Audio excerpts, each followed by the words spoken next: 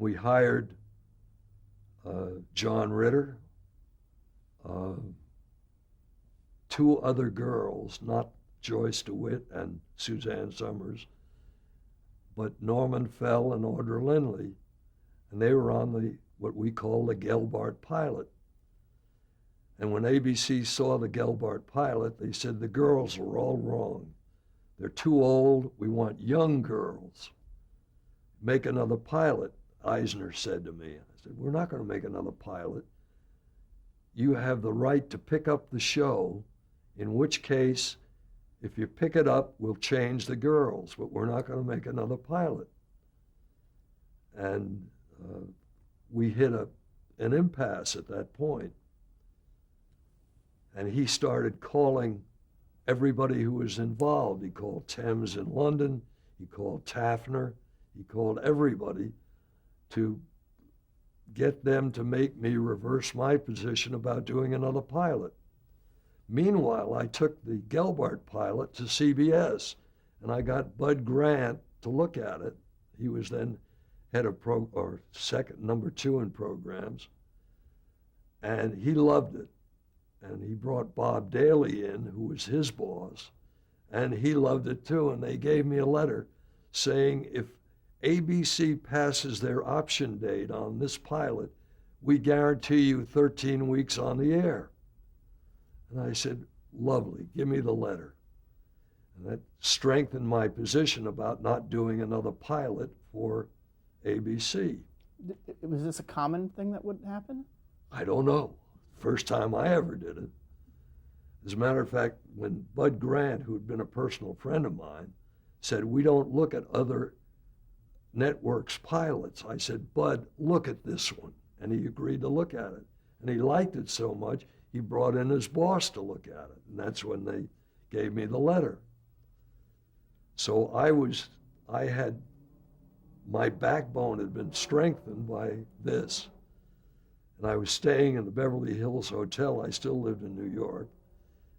And I got a phone call from Don Taffner, who was in Australia. He said, what's going on with Three's Company? Everybody's calling me. Thames is calling, Eisner's calling. I said, look, relax. I have a letter that says, if ABC passes their option date, we're going to CBS. Firm for 13 weeks.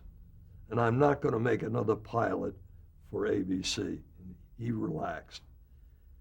The next morning, I get a call from Freddie Silverman. Said, what's going on with Three's Company?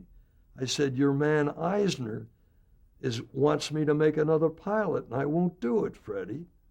You don't have that right. You've got to pick up the show, and then I'll change the girls. And he said, he said, where are you? I said, I'm in the Beverly Hills Hotel. He said, so am I. What room are you in? I said, 117. He said, I'm in 118. He said, I'm going to have a man come and talk to you within the hour. We'll pick up the deal, which he did. He sent a guy in to see me, who I happen to know very well, who had worked for me at Dumont, as a matter of fact. And they picked up the pilot. And about 3 months later, I'm at a television conference in Keystone, Colorado, and I'm having dinner with Freddie Silverman and his wife. And he said, you remember when you had the room next door to me in the Beverly Hills Hotel? I said, yeah.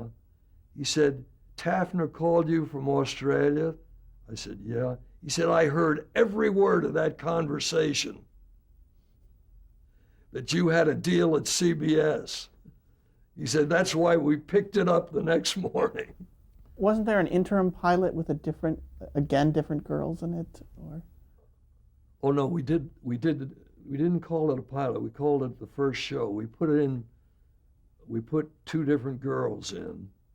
We found Joyce DeWitt, but we did the first show, what we called the first show, with another blonde who Freddie Silverman didn't like. He said, redo that show. Did it air at all? No, no. It was then that Freddie Silverman said, I saw a girl on Starsky and Hutch last night who would be perfect for this blonde. Her name is Suzanne Summers.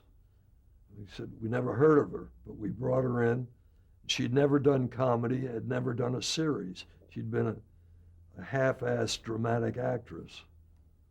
And our director, our creative director, took her in hand and taught her to do comedy, taught her how to time a line, how to use her body and act and so on. And we put her in, and that replaced the first show.